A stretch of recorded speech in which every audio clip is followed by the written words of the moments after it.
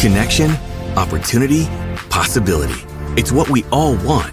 Spectrum has built a world where anything is possible, with products and services designed to work better together for a seamless connectivity experience.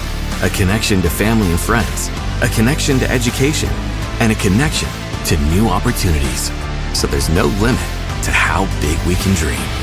That's Life Unlimited. That's Spectrum. Welcome to Mind Love, episode 84. Today's episode is all about living boldly and taking risks.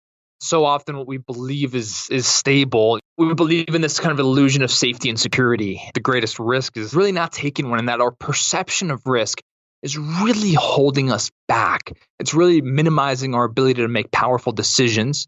Here's one of my favorite ways to make decisions. Nothing changes in the next 5 years and you're in the same exact place. How does that actually feel? How do you operate in relationships? What does your life look and feel like on a daily basis? How does it impact your belief? How does it impact your ability to experience life? And it's like when we can future pace our current circumstance, then making a decision today is much less daunting and much less risky. Turn up your frequency with Mind Love. Bite-sized brain hacks for seekers, dreamers, and doers. It's time to give your mind a little love with your host, Melissa Monti.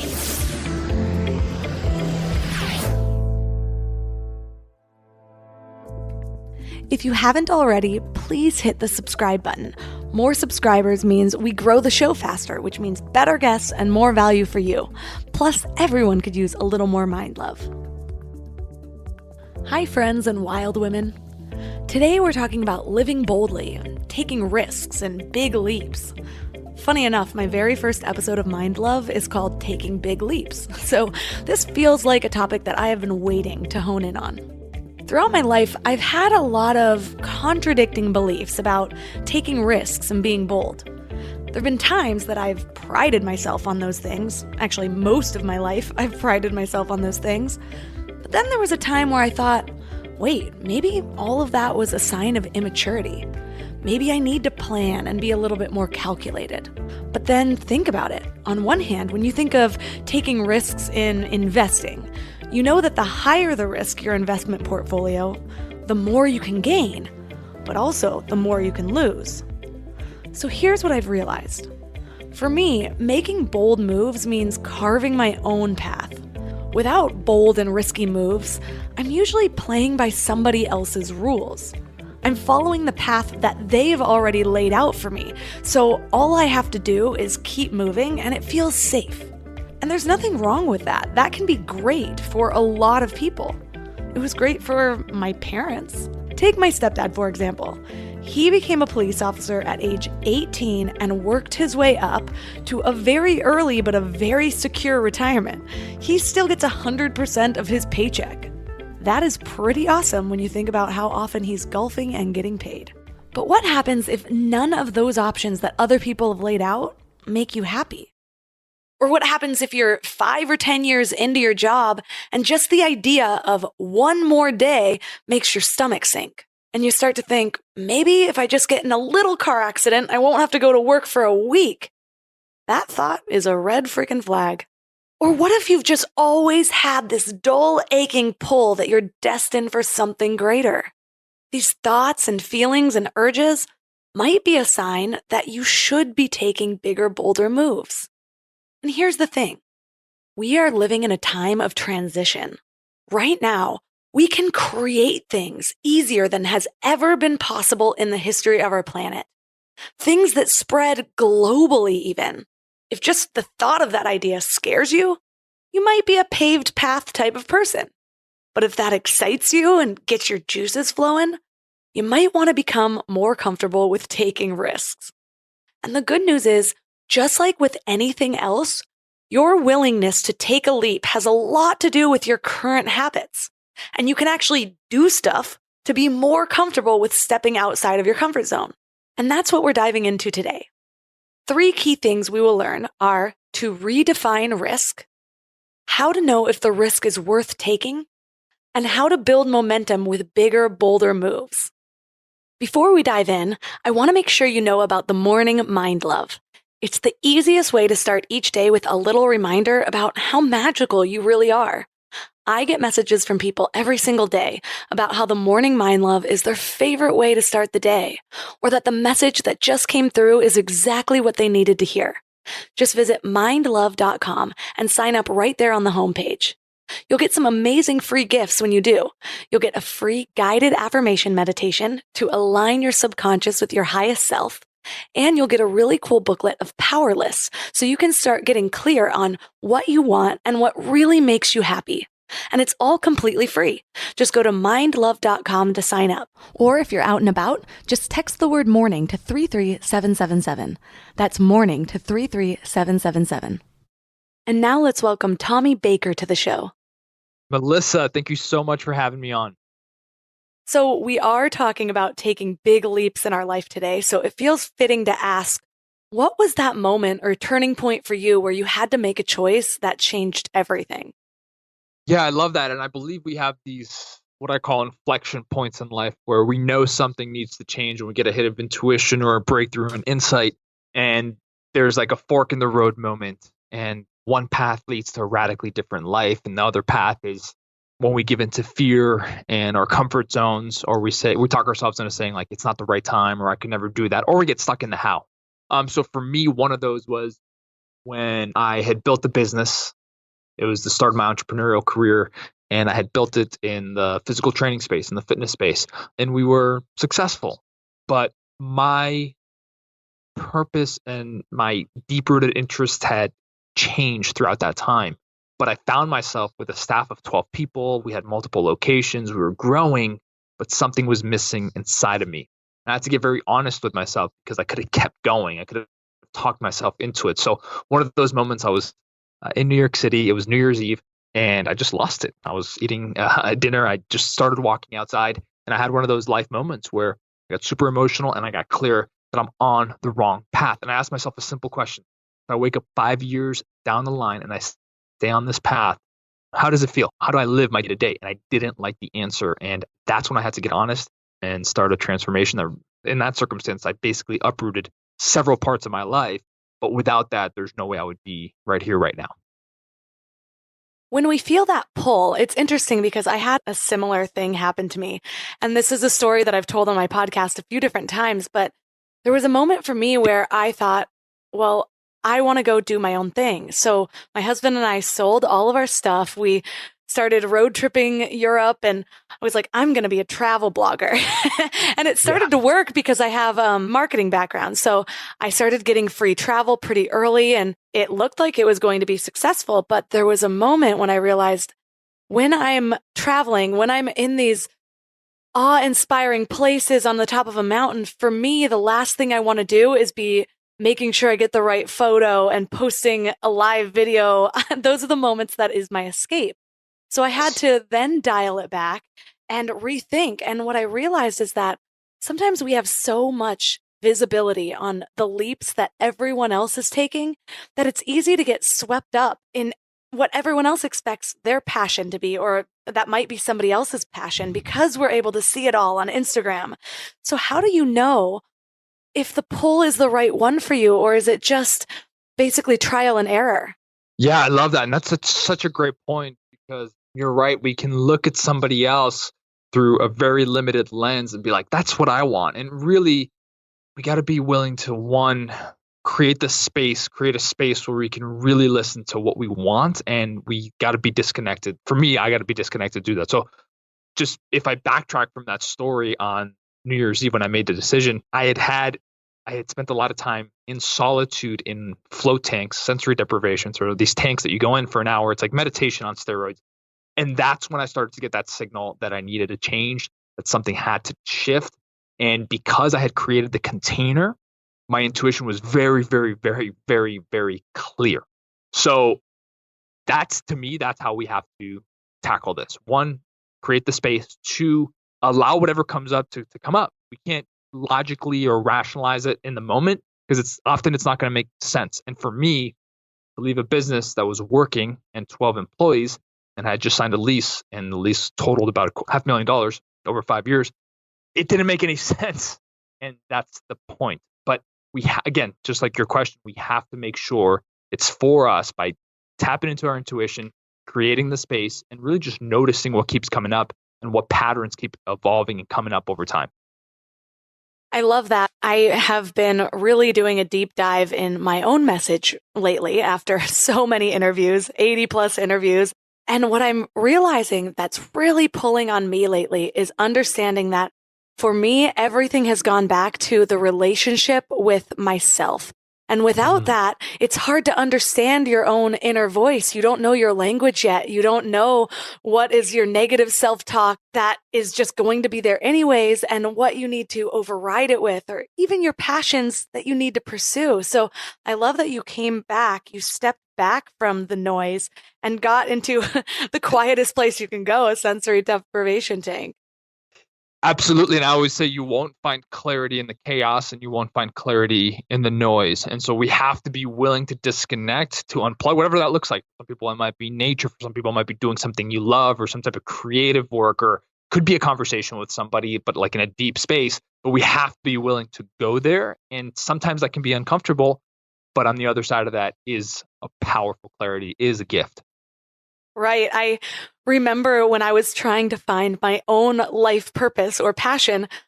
It's funny thinking about it now because for years I just kept going to the internet and that's diving straight into the noise. And it wasn't until I was willing to sit back and journal a little bit and, like you said, identify my own internal patterns from my own inner voice that things started to come together. Yeah, I love that. And another reminder, it's like, regardless of what we pick, regardless, once we get clear about what it is, it's like the other thing about the internet or looking through somebody else's lens is that it doesn't matter how purposeful it is, how much it lights you up. There's going to be parts of that journey that are going to be difficult, challenging, that are going to require you, especially early on, depending on your resources, to do stuff that you don't necessarily love to do. So it becomes important to also have that realistic understanding of what it's going to take, and that no matter how much you love, I love podcasting. I love being here on podcast. My podcast, 150 episodes, but there's times when it's a labor and I don't feel it. Or as a writer, I write every single day, regardless, minimum 500 words. And my last book, when I was writing it, it's like, there's a lot of times when, and that's like my dream. Like my dream is to be like, I love writing. It lights me up. But there were so many times where it was me and a blank cursor at my co-working space, and it was 4:30 in the morning. I'm like, it wasn't necessarily fun. It wasn't necessarily exciting. It wasn't like a thing to post on social media. It was just like doing the work. And I think, again, in a world where in my space, everybody wants to be a best-selling author, it's like, okay, but are you willing to show up every single day when you don't feel like it, when you're doubting yourself? And that's going to happen no matter what you pick. And even if it lights you up and even if it's purposeful. I think because of all the access we have to these little inspirational quotes, I love that you called out that it's still going to feel like work no matter how much you love it sometimes, because I think there's this ideal that if you find something you love, you'll never work a day in your life. No, I mean, when you look at the sum of it, you're not going to feel like you've been tediously slaving away on the conveyor belt like you might if you have a job you hate, but it's still going to be work, and there's still going to be times that you have to just show up. So thank you for making that differentiation, because I feel like not enough people do. Absolutely. So I'm wondering, when we are ready for a change and we feel that pull and we know we have to do something, what constitutes a leap? Because again, since we do have so much access to what other people are doing, like selling all their stuff and moving to India, if it's just something smaller, is that still a leap, or are we shortchanging ourselves and we need to go bigger? No, to me, I'm very broad with how I define taking a leap. And sometimes we just need what other people might think of like, wow, that's not really that much of a leap. But to us, it's important. To us, it matters. To us, it's going to build our confidence and our capability. And so a leap sometimes could be having a really hard conversation that we've been putting off for a really long time. A leap might be, if we're working for somebody else, like reaching out to a recruiter and looking for something like that. A leap may be, you know what, I'm going to start a side hustle and I got 5 hours a week and that's all I have, but I'm going to get. So A leap can be a physical leap, a relationship leap, it can be a business leap, but it's all about getting to leaving the confines of our comfort zone, doing something that we've wanted to do for a while, something we had an insight or a breakthrough, something that inspired us, and actually having the courage to step into it. And regardless of the size of the leap, it's going to require the same ingredients. It's going to require belief. It's going to require trust. It's going to require a lot of courage. It's going to require consistency. It's going to require part of our old identity to be let go of, which is always scary. So the ingredients are the same. And sometimes we need those small ones to build up to the big ones. I like to picture this kind of like a spider web, where when you throw the first line, or however the magical spiders do it, it's not enough. It's just one string, but now you have one little fragile bond from one place to the next. But when you keep going back and forth and you keep adding another lifeline, like maybe it's just reaching out to somebody who knows more about the space you're interested in going to, or maybe it's reaching out to recruiters, or it's interviewing somebody, whatever it might be, then before you know it, all of these things are going to build up to a platform that can be solidly walked across. So I like that it can be just something small to start out with.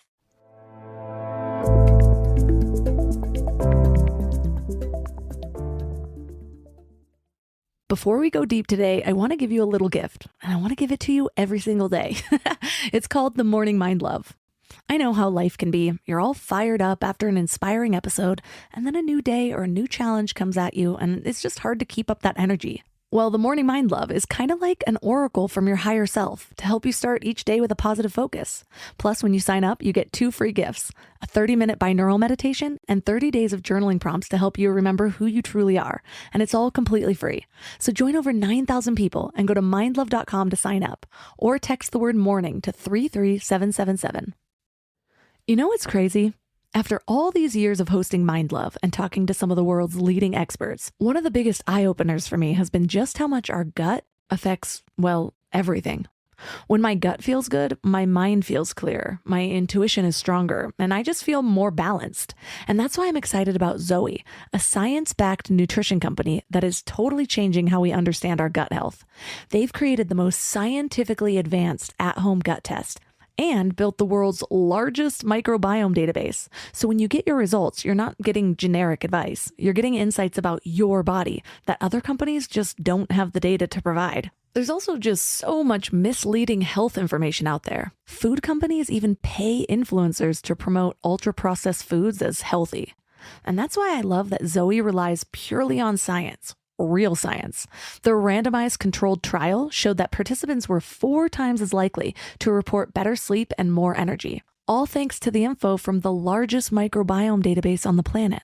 So go to Zoe.com and find out what Zoe membership could do for you.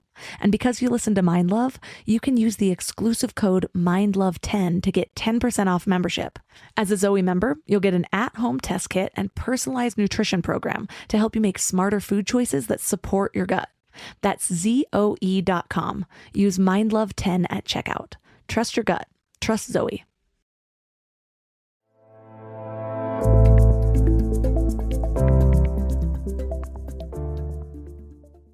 Yeah, and that's going to build our confidence. And so often we use our past. This proof is why it's not going to happen. And so sometimes we really need to dig in and say, okay, what can I do today that's going to give me the confidence of my capabilities and my ability to succeed long-term, to do something that I wouldn't have done yesterday, right?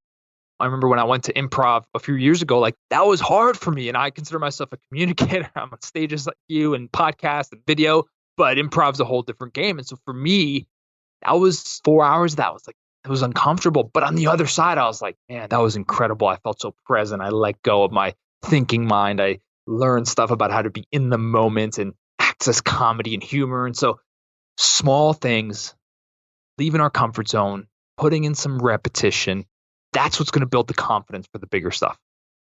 So when we are taking a risk or a leap, some of us do have logistics like mouths to feed, families to support, maybe just keeping a roof over our own head. So when you are examining the risks, how do you know when the right time is to take the leap, or if maybe you should hold on a little bit longer? Yeah, and that's a great question. And it's going to be very individualized, but we often just feel it. Like if we've done some of the inner work, and I know anybody listening here has done it, we know when it's really the right time. And the problem is, I was on a coaching session the other day, and my client had a really big dream in the film industry, and he was going through a challenge. And I just asked him a simple question because we'd already set the vision in place. And I said, because the people around him were saying, you got to be more realistic.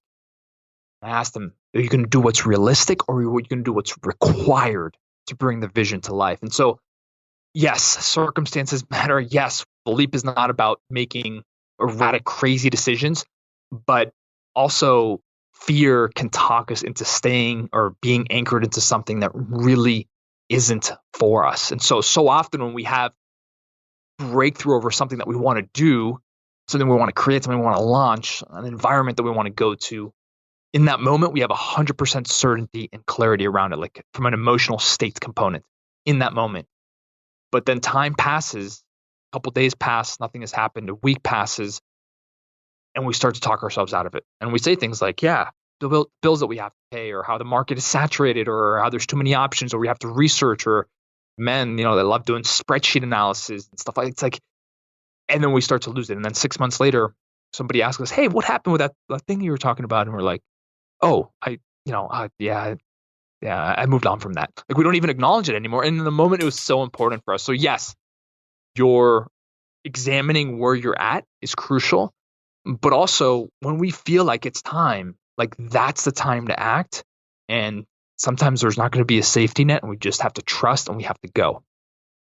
And I think sometimes our fear, if we let it just mull around in our heads, it'll take us to places that in itself isn't very realistic. Like we think suddenly we're going to be homeless with our entire family, when in reality, worst case scenario, you move back in with your mom or something like that. I know, yes.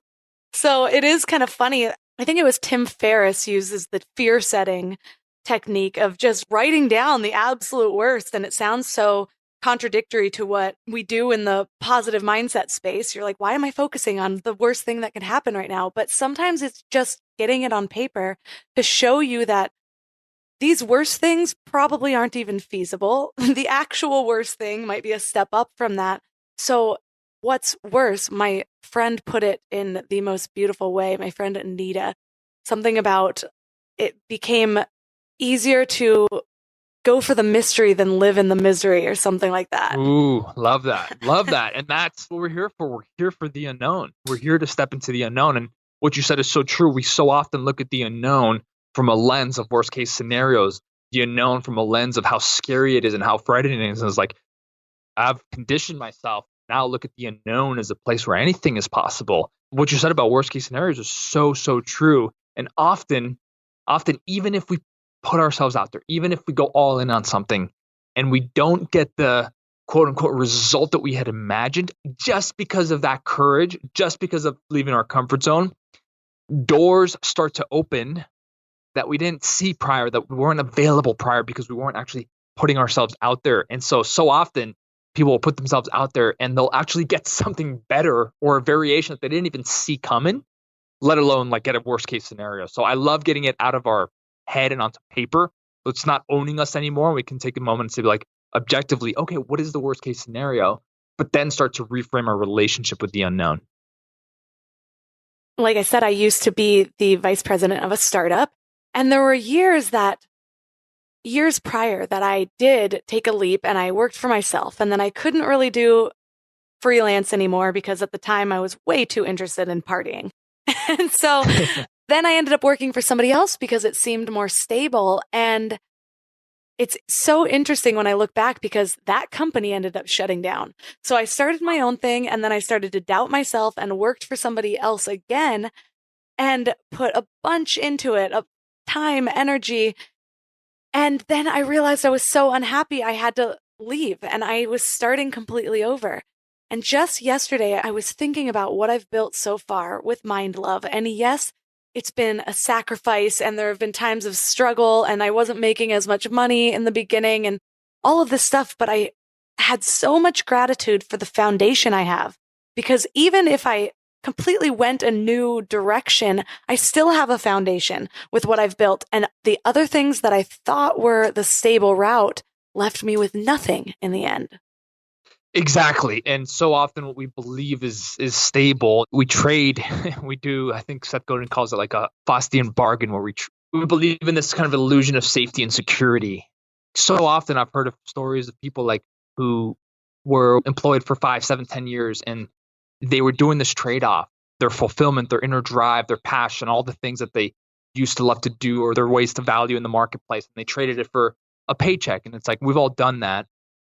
But then, like you said, the company, something happens in an industry or a competitor comes over or they get bought and now they're on the street. And it's like, wow, it's like all of that for the illusion of safety and security. So we have to be very, very careful. I write in the book that the greatest risk is really not taking one, and that our perception of risk is really holding us back. It's really minimizing our ability to make powerful decisions, which is why in my last book, I say, here's one of my favorite ways to make decisions. Something that I spoke about earlier when I was making my decision on New Year's Eve, but it's like nothing changes in the next 5 years and you're in the same exact place. How does that actually feel? How do you operate in relationships? What does your life look and feel like on a daily basis? How does it impact your belief? How does it impact your ability to experience life? And it's like when we can future pace our current circumstance, then making a decision today is much less daunting and much less risky. I love that. We tend to sit in this pain of indecision. I read somewhere once that indecision is pain, and that moment changed my life because I used to pride myself on, I'm just kind of indecisive, or the waiter would come around and I'd be taking 20 minutes to order my meal. And it was almost like a pride point for me. And then as I started to become more accomplished and actually learn about how to move forward in life, I was blown away that I ever thought that was something that I would pride myself in. I'm like, oh, yeah, I pride myself in being able to sit in a painful moment of not making any choices for myself. Yeah, indecision is a dream killer because it just stops momentum. Like that's the fastest way to stop momentum. We just sit in indecision, and as time passes, it's like the paradox of choice takes over and we're just like, screw it, I'm going to do nothing. And then we kill an amazing idea.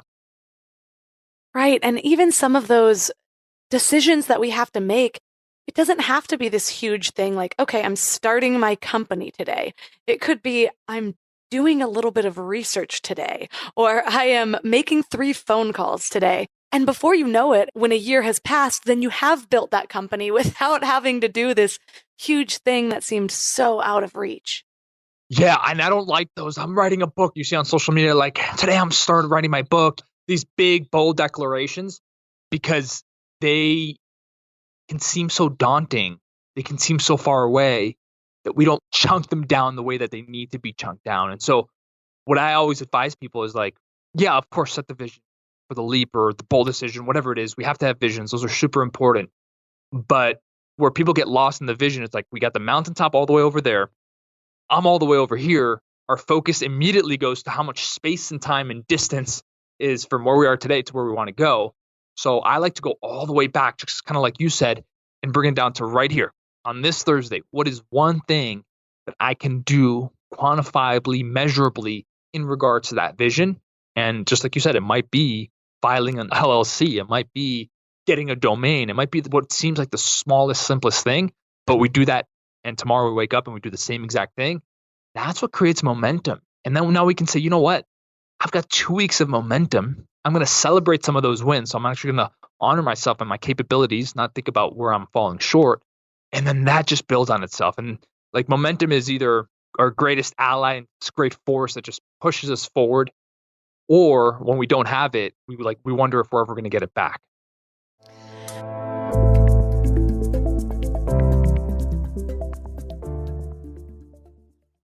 You know what I love about the start of a new year? It's kind of like opening a fresh notebook. 365 blank pages just waiting to be filled with your story. But sometimes we get stuck trying to write that story alone.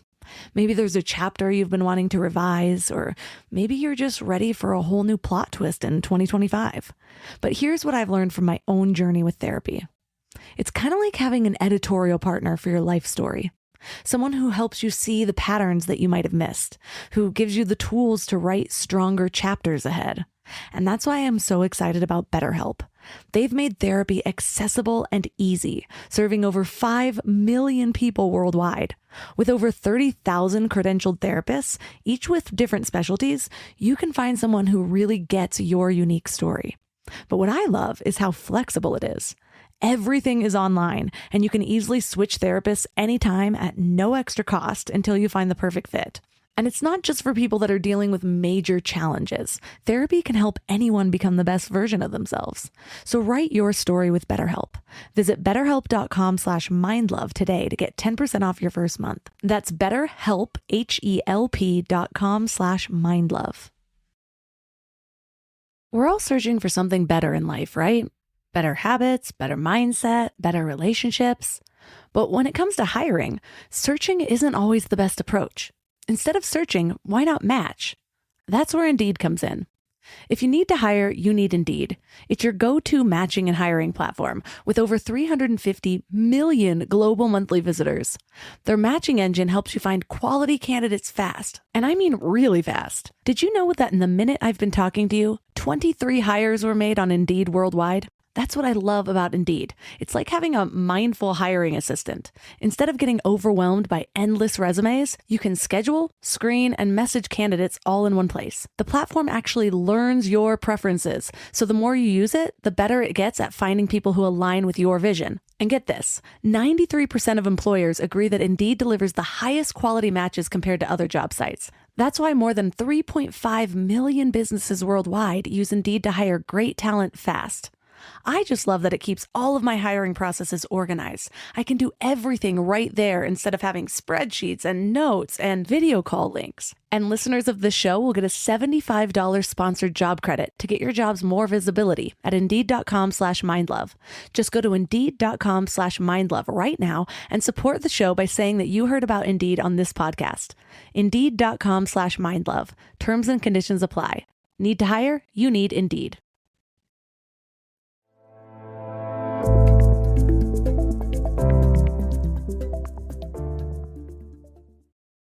I think that one of the best first steps to do in any bigger plan is to just brain dump all the things you think you have to do and then break it down to those first very achievable steps. Because otherwise, the amount of times that I've had an idea and then I go down the rabbit hole of expiring domain names and making sure the social handles are there and designing a logo. And I'm like, I don't even know if I actually like this idea yet. And I'm getting caught up in all of the aesthetics. And that's so true. And that actually speaks to something else. In 2019, where it's so easy to launch a business within 24 hours or less, so easy, we have platforms in our pockets. Once we have all of these, what I call these ingredients down, which is like, having a vision, like being clear on decision to lead up to that vision, all of that stuff. Once we have that clarity, now it becomes a matter of protection. Now it becomes a matter of boundaries. Because what I'm noticing is in this entrepreneurial space, I go to a lot of events, I live deep in this chamber, and it's like ideas are coming a mile a minute, right? And so people just aren't spending enough time and energy and bandwidth and focus and attention on one project. And instead they're scattering 5 different things at once. And of course you can't do 5 different things at once. Like it's not going to happen. And so once you have that idea and you know it's right for you and you pick that one thing, like go in on it, go in on that one thing and make sure that you're giving yourself the bandwidth and attention it needs. Like for me personally, just you were telling that story, and when I wrote my last book, I had to say no to everything, even like really awesome income producing ideas, other creative ideas, social stuff. I had to say no to nearly everything. It was like this insane laser tunnel focus. And it was painful to do that because the brain loves novelty. It's like, oh yeah, I'm going to start that channel. Yeah, I want to do that. But for me, I know personally, if I wouldn't have done that, there's no way it either comes to life or comes to life the way it did. For sure. I, at one point, owned like 237 domain names. And they were all so good. I still won't let go of some of them.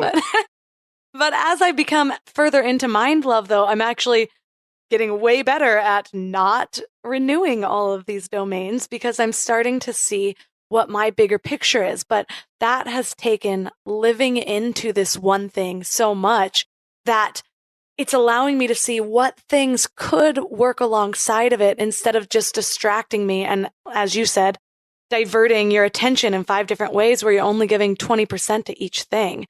Mickey Agrawal, she wrote the book Disrupt Her, but she also is the founder of Thinx Underwear and Tushy bidets for your toilet. And she has a lot of different companies. And she says that she goes all into one of them and makes sure it's self-sustaining. And then she'll kind of snip it off with all her employees and then move on to the next one. But I mean, at any level, even when it looks like somebody has 1,000 things going on, they have a process where they're able to give one thing their all. Exactly. Yeah. And it can be very easy to look at somebody who's advanced in their career like that and be like, well, she's had this brand, this brand, this brand, this brand. You know, I've had Jesse Itzler on my podcast, and that guy's he's been everything from a rapper to an owner of a jet company, and then coconut water and an NBA part owner. And it's like, you can look at those people and say, well, of course they could do these 7 things at once. But if you look deep enough, you notice exactly what you said, that there were specific seasons where they went all in on that one thing, non-negotiable, and set boundaries around it. And then they were able to move on to the next. And so I always tell people, like, somebody tells me, hey, I'm going to start a YouTube channel. I say, awesome. So commit to 100 videos. You're going to start a podcast. We'll commit to at least 100 episodes. You're going to write a book. Well, then commit to a certain word count and then launching it at a certain time. You just got to have that longer game approach, because not only does that let us get real clarity, is this going to work? Do I really love this? But also we get our skills increased. Like, skill acquisition is so undervalued these days. And the only way that we gain skill acquisition, which is a great competitive advantage and differentiator in any marketplace, is by what? Like going deeper, not wider. I have a friend who has really been a mentor to me in how to develop skills. And it's interesting because I've found myself in this group of these top level entrepreneurs and really realizing that, okay, in order for this guy to become arguably the best copywriter in the world, he went through like 4 years where he was writing thousands of words per day, where he was studying all of the greats, where he was going through all of the best marketing letters that have ever been written and finding the through lines. And I have another friend who was on this podcast as well that was relearning piano, and he had been playing his whole life, but he got a piano teacher to live with him for a year and practice for hours every single day before he launched his next project. So we think that we can just take one online course and we're going to get to these top levels. But when you really study what it took to get to be the best in the world, it sounds difficult, but at the same time, for me, it's liberating because there's a path for everyone. And it's not that you're just born into it. Exactly. And most people just aren't willing to put in any type of dedicated time. So like, even if you don't go to the extremes, even I ask people, like, what is this? And I do skills every 90 days. Like, what is the core skill that you're working on in your business in the next 90 days?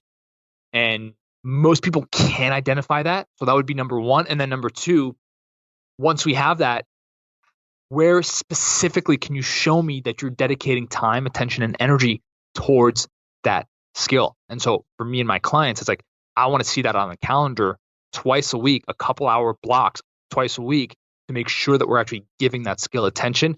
That is like a massive, massive, massive differentiator.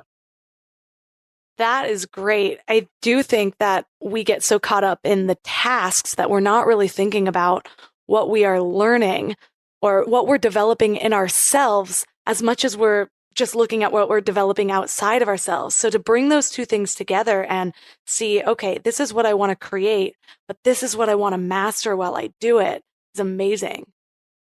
Absolutely. And on that note, piggybacking on this, when I set my calendar for the week, I actually plug in all of those things first. I plug in me time.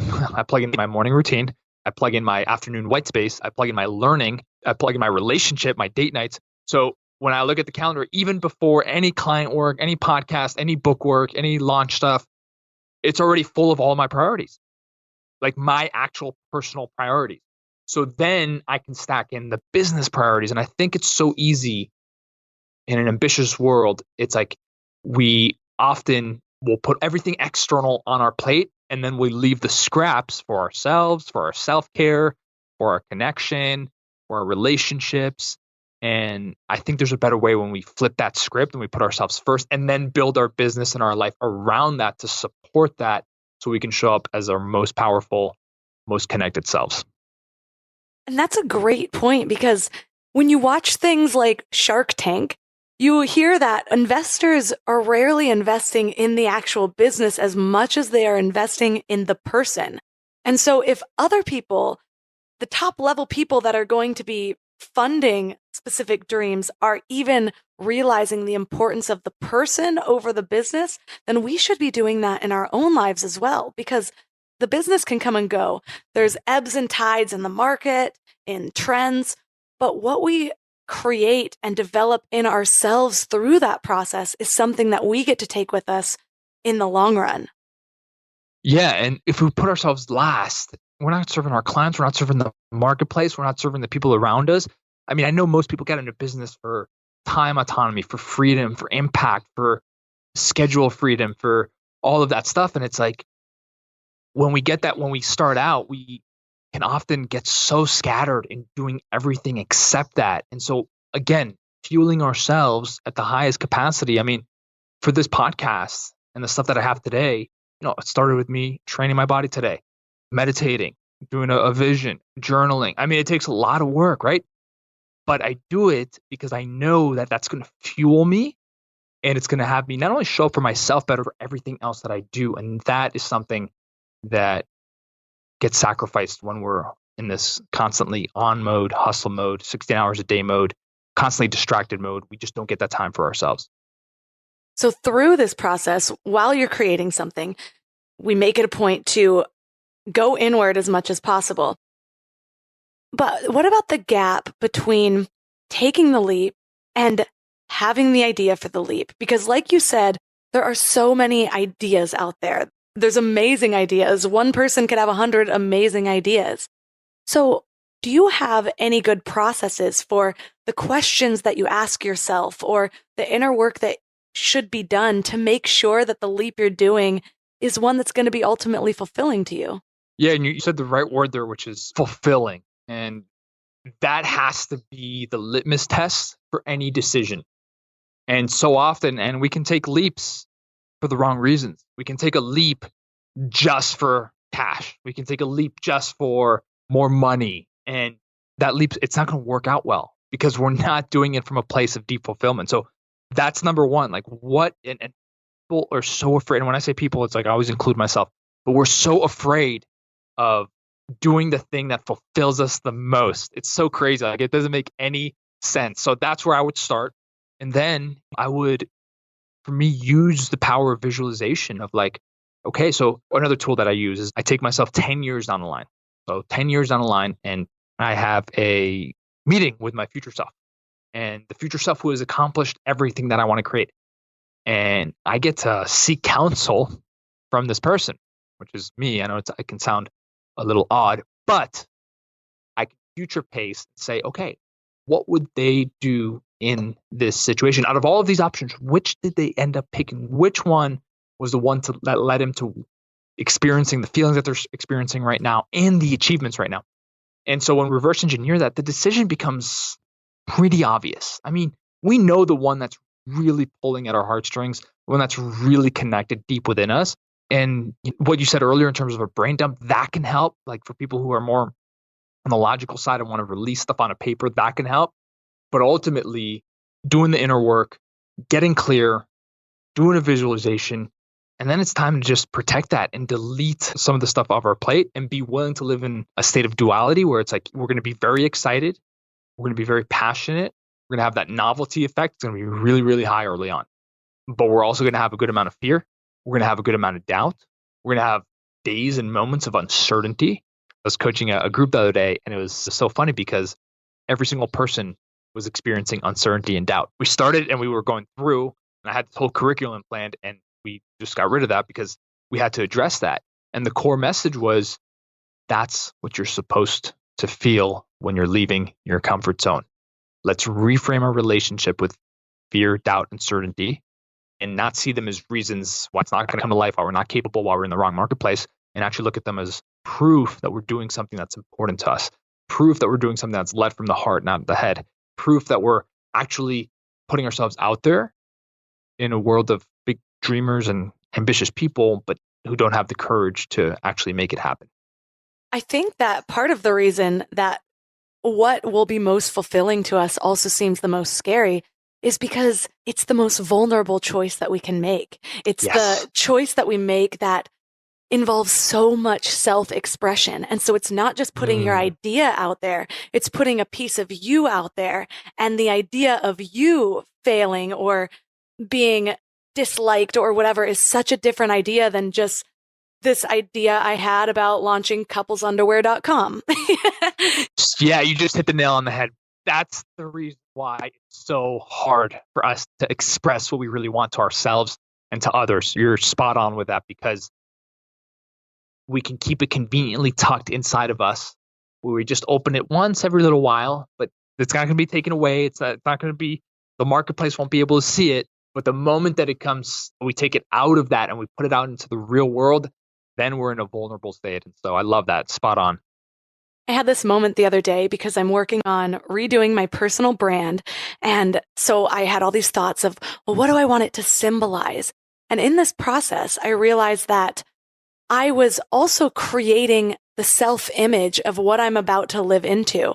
And so what I loved about your idea of having your future self on your invisible council, which is an idea that was originally brought up in the Think and Grow Rich. But when you have these ideas of different personalities on your invisible council, including the one that you want to become, I get to choose to live into that every single day. And the decisions that I make moment by moment puts me either closer to that person that I am becoming or further away from it by being afraid or by saying no to it or by resisting this greater version of me. So I really love the idea of the future self as the almost mentor of helping you get there. And just like you said, that when that happens, because so often visions are so out there that it's tough to bring them down to right here, right now. But with what you just said, when we make decisions as if we've already accomplished and living that, we collapse the time. And we actually, just like you said, we actually become that person today. And when we're living in that energy, the places, the people, the opportunities, the doors opening, all of that just starts to like be magnetically drawn to us because we're already operating as that person. Now, that's not always easy. I just want to remind people, if you're operating as the 10-year version of yourself, you're going to be making some bold moves today. You're going to be making some bold moves tomorrow, right? But in retrospect of the 10-year version of yourself, today's bold decision to that person, to that version of yourself, they're just like, listen, Tommy, like, get on with it. Do it. Like, it's obvious, right? It's like, it's almost like nonchalant for them. It's like very easy for them because they've already done it and they have 10 years of wisdom. And so I like using that tool and being like, yeah, Tommy, let's go. Like, what are you waiting for? Let's go. And like, for me right now, it's like, oh my God, this is like a crazy decision. I don't know what to do. I'm like consumed by it. And my future version is like, you've been wasting the last 2 weeks on this. Let's go. I think one thing that trips people up, especially in the earlier parts of that journey, is that we underestimate the power of one bold decision, or they make one bold decision and then the subsequent decisions weren't quite as bold and they think they might have lost momentum. But it kind of reminds me of eating healthier. So say somebody's trying to give up sugar and all of a sudden one Tuesday afternoon they eat a cookie and they're like, well, I broke the diet, and then they think it's all a wash and they just eat all the cookies. But just because you, I'm doing air quotes, broke the diet once doesn't mean that overall you're not eating less sugar. And so the same thing happens when you're living into this higher version of yourself, because you're still getting there, even if it's incrementally. It might not be that you take this big leap to start a new career and then all of a sudden every decision after that is big and bold and powerful. It might be that every single bold decision is a huge struggle that's really difficult for you to do. But even if you do those occasionally, it's going to start adding up over time. And each time you break that neural pathway of complacency, it gets easier and easier. And then you start becoming the person that makes bold decisions. But the thing that's going to help you the most is actually looking back and reflecting and noticing patterns and acknowledging your progress along the way. I love that. And so every single day, what I do practically for this is that I personally write down 7 wins of the day. And that, because we're so wired from an evolutionary perspective to focus on what's not working or threats or securities or bills or money, all these scarcity things. For me, when I identify 7 wins every single day, even if I had a really quote unquote challenging, adversity filled day, I can still find 7 wins. And I train my brain, we train our brains, our awareness to find those in the future. And then that's how we shift the focus from like what's not working to like, hey, I'm going to be exactly where I want to be, but look at all the momentum, look at all of the wins. And if we identify 7 in a day, that's 21 in a week. I mean, that really adds up. When you're doing these processes, how important is it how you feel during it? For me, when I realize I'm creating something and I'm not in a headspace of abundance and love and I'm in any sort of negative headspace, that is my sign for me to stop because I feel like what I create in those energies is going to replicate. Absolutely. And I say this all the time, but the intention and the energy that we bring to anything is going to determine whether it quote unquote works or not. And so a lot of people, when I share practices or people on social media, they ask me for some guidance and I say, do this. They'll come back and say, no, it didn't really work, Tommy. And my question is, did you work it? Meaning, did you give it your full attention? Did you give it your full presence? Were you fully there for it? So that's a big distinction. All of these practices that you talk about, that I talk about, that other people talk about, they all work if we're willing to be present, to be focused, to put ourselves in the states to make them work. You know, we've all gone to like a social setting and the whole time we were going there, we were complaining and we were, I don't want to be here, et cetera, et cetera. And then we showed up and of course we, in most cases, didn't have an amazing time because the whole lead up to it, we were so negative and not there, not wanting to be there. And it was obvious. And it's like that, the way that the energy that we bring into something is exactly what we're going to get out of it. So if you're doing a practice, like for example, journaling is one of my favorite things in the world. And you know, people will say all the time, like, I'm not seeing the result. I'm not seeing the benefit. And I'm asking, so what type of environment are you doing this in? And so for me personally, my environment, it's like, okay, I'm going to slow down. The phone's going to be off.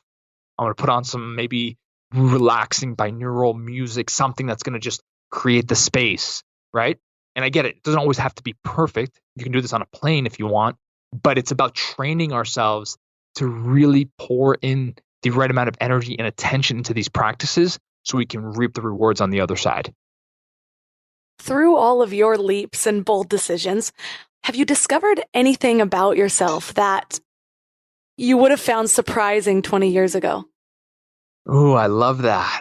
I think the biggest thing is that the least powerful version of myself shows up when I'm overthinking any situation or any circumstance. And I think we can be trained to believe that our minds and our brains are the most powerful part about who we are. But for me, the biggest lesson is like the most powerful part about who I am and, you know, the people that I work with is what they got inside their heart. And when they use that as a compass, as cliche as it sounds, everything works out. And even if it doesn't quote unquote work out exactly the way that we had imagined it, like I said earlier, sometimes it's better. And sometimes it takes us to a place that from our vantage point, we never thought was actually possible for us. And that to me is the reason why I allow myself to continue to step into leaps and push the comfort zone. Because guess what?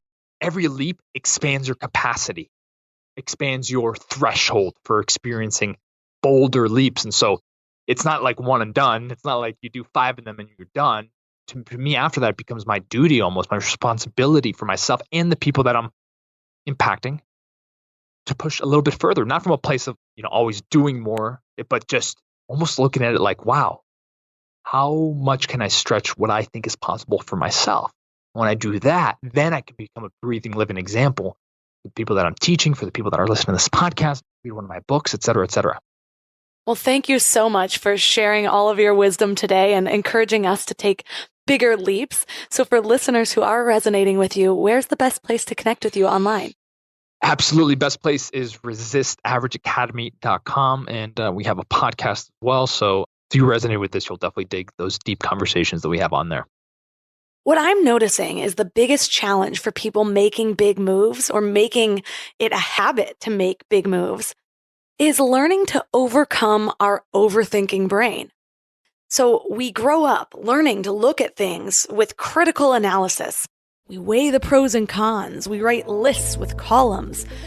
And so often we talk ourselves out of the best thing for us. Because guess what? No matter what the choice is, you can always think of 1,000 reasons not to do it. What we don't always realize is what the root of that indecision really is. And a lot of times it comes back to fear. And a lot of times that fear is so big because we haven't yet proven to ourselves that the fear is unreliable or is irrational. So we sit here weighing back and forth whether or not we should do something, and instead we stay in the same place for our whole lives, which is more uncomfortable than actually taking a step forward. As many risks as I've taken now, I can say that, yes, bad things happen. But the pros outweigh the cons every single time. Even if I do hit a struggle, even if I do financially collapse and realize I have negative $215 in my bank account, still, the idea of making progress feels so much better and so much more rewarding than sitting in that pain of indecision day in and day out and realizing another 5 years has gone by and I've made it nowhere. Think of how much you can build in just 1 year's time. Your entire life can be different this time next year. And here's the other thing. I don't think a lot of people realize how long our lives really are. We start to hit age 40 or 50 and we think, but oh my gosh, I'm almost done. If you retire at age 60 or 65, you could possibly live almost double your adult life. You could live to be 95 and that's another 30 years. I don't know about you, but I don't feel like my life really started till age 30 and now I'm only 34. The amount I've accomplished in 4 years amazes me. It's incredible. My 20s was for barely figuring it out and just kind of flying by the seat of my pants and seeing how drunk I could get. And my 30s has been to build. I've already proven I can lay a foundation and build on top of that year after year after year. I have proven this to myself, and now I'm just so excited about the rest of my life. Now, what if you're 55 or 42, and in 4 years from now, your entire life is different?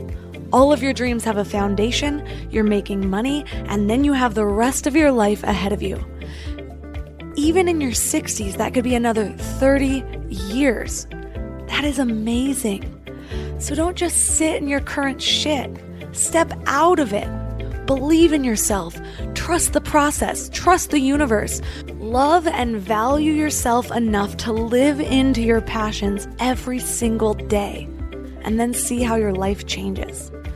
Okay, stepping off of my soapbox now. All of the links mentioned in this episode are at mindlove.com/084.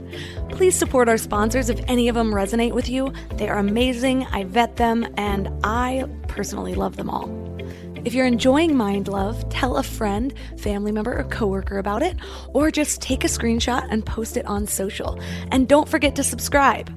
And thanks for giving your mind a little love today, and I'll see you next week. Thanks for tuning into Your Higher Frequency with Mind Love.